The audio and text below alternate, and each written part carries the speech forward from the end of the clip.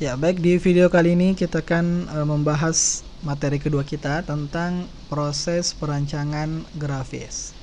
Nah, ini penting ya, sebab jika kita ingin menjadi seorang desainer profesional, maka kita harus mengetahui ilmu ini, ya.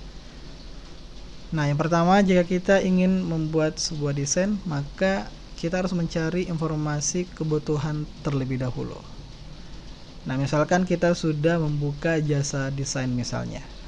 Nah, sebelum kita memulai sebuah proyek ya, maka mengumpulkan informasi ini adalah langkah pertama dari proses desain grafis. Nah, di sini kita harus mengadakan pertemuan dengan calon klien untuk membahas ruang lingkup pekerjaan secara umum. Nah, pastikan juga untuk mengumpulkan informasi sebanyak mungkin dalam pertemuan itu. Nah, apa saja yang diperlukan itu diantaranya kita tanyakan apa kebutuhannya, ya. Siapa penonton atau audiens, atau siapa yang seharusnya melihat karya grafis nantinya. Ya, kenapa? Karena tidak semua orang itu cocok dengan desain kita.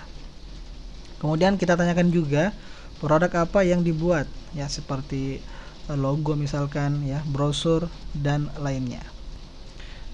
Juga yang perlu kita tanyakan bagaimana filosofi merek atau logo merek perusahaan yang ada sebelumnya. Dan terakhir, bagaimana desain yang dibuat sebelumnya. Nah, itu pertanyaan-pertanyaan yang penting kita tanyakan tak kala kita bertemu dengan klien desain kita. Dan yang ingin saya tekankan di sini adalah apabila kita ingin mendesain, maka yang pertama kali kita ketahui itu adalah siapa yang diharapkan melihat desain kita. Ya, sebab kita tidak bisa menjawab untuk semua orang, ya, karena orang di sini sangat beragam, ya, mulai dari bayi sampai orang tua. Ya, kenapa? Karena dengan mengetahui segmen audiens yang dituju, ini akan memudahkan memilih gaya, style dalam mendesain. Nah, setelah kita mencari informasi kebutuhannya apa, maka kita mulai membuat kerangka kerja. Nah, di sini semua pembicaraan dalam mengumpulkan informasi itu kita susun lagi, ya, disusun berupa format tulisan ataupun file, ya. Ya, kenapa? Ya, sebab tahap ini penting agar tidak ada kemunduran atau pengulangan terhadap konsep atau keinginan yang telah disepakati. Nah, di sini kita membuat kebutuhan desainnya apa, ya. Kemudian temanya apa, data yang dibutuhkan apa, kemudian batas waktu. Ya, ini penting juga apabila kita sudah membuat jasa desain sendiri, maka batas waktu dalam mendesain itu penting, ya, agar kita menjadi seorang desainer profesional. Nah, selanjutnya setelah itu ini salah satu yang penting juga dalam proses perancangan grafis, yakni mencari ide kreatif. Ya, teman-teman sekalian, ini tahap yang merupakan nilai jual utama seorang desainer grafis. Ya, jadi sebenarnya mendesain itu mudah ya, tetapi menemukan ide kreatif itulah yang sulit. Nah, apa sih kreatif itu? Sebenarnya kreatif itu adalah membuat yang belum pernah ada. Nah, itu yang susah. Membuat yang belum pernah ada. Nah, salah satu cara untuk membuat ide kreatif itu dengan sketsa ide. Jadi kita gambar-gambar di kertas, ya, kita coret-coret kertasnya, akhirnya dapat ide dari situ. Nah, kemudian yang kedua, yakni brainstorming atau tukar pikiran. Iya, jadi tukar pikiran ini juga bagus ya. Kita ngobrol santai dengan klien atau teman kita, ya, sambil menampung ide-ide dari mereka sendiri. Itu yang kedua. Yang ketiga adalah jalan-jalan. Iya. Ya, sebab teman-teman sekalian, tentu saja untuk mengetahui yang belum pernah ada, ya, kita harus mengetahui apa yang pernah ada. Iya, begitu bahasannya. Oleh karena itu, untuk kreatif, cara yang penting Anda harus banyak mencari tahu alias survei atau jalan-jalan.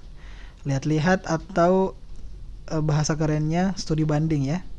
Nah, setelah mengetahui apa saja ide-ide para pesaing, nah, kita bisa cari-cari ide sendiri yang orisinil tanpa harus khawatir akan sama dengan pesaing kita. Ya kalau kita tidak mampu untuk jalan-jalan ya, kita kan sudah dimudahkan dengan fasilitas internet. Jadi jalan-jalannya di internet saja. Iya, maksudnya browsing-browsing tentang desain yang akan kita buat seperti itu. Nah, inilah yang saya lakukan juga. Jadi jalan-jalannya itu di internet saja, di Google ya. Kita googling ya, cari desain-desain yang sudah pernah ada dan kita buat yang belum pernah ada. Seperti itu. Nah, selanjutnya visualisasi atau membuatnya. Nah, jadi yang pertama yang harus kita buat dalam desain itu adalah layoutnya atau isi materi dalam desain tersebut. Kemudian pemilihan backgroundnya. Ya, setelah kita punya layoutnya, kita cari background yang cocok dengan materi desain yang akan kita buat. Kemudian pemilihan font. Nah, ini penting juga sebab pemilihan font yang baik maka akan mendukung hasil desain kita. Selanjutnya warna. Ya, warna juga ini sangat penting sekali dalam sebuah karya desain. Ya, nanti akan kita bahas lebih dalam masalah warna. Dan yang terakhir adalah revisi. Nah, revisi ini penting juga kita perhatikan, ya, apalagi kalau kita sudah membuka jasa desain. Dimana banyak yang memakai jasa desain saya itu meminta revisi berkali-kali. Tapi saya juga sudah tetapkan ya berapa minimal revisi yang harus diajukan seperti itu. Nah, jadi itu beberapa bentuk dari visualisasi. Jadi secara singkat kita buat layoutnya dulu, kemudian kita cari background yang sesuai dengan layoutnya, kemudian kita pilih font yang cocok untuk desain kita. Kemudian kita pilih warna yang bagus ya, yang sesuai dengan desain kita, dan terakhir kita revisi. Nah, itu yang bisa saya sampaikan untuk video kali ini tentang proses perancangan desain. Semoga bermanfaat. Sampai jumpa di video selanjutnya.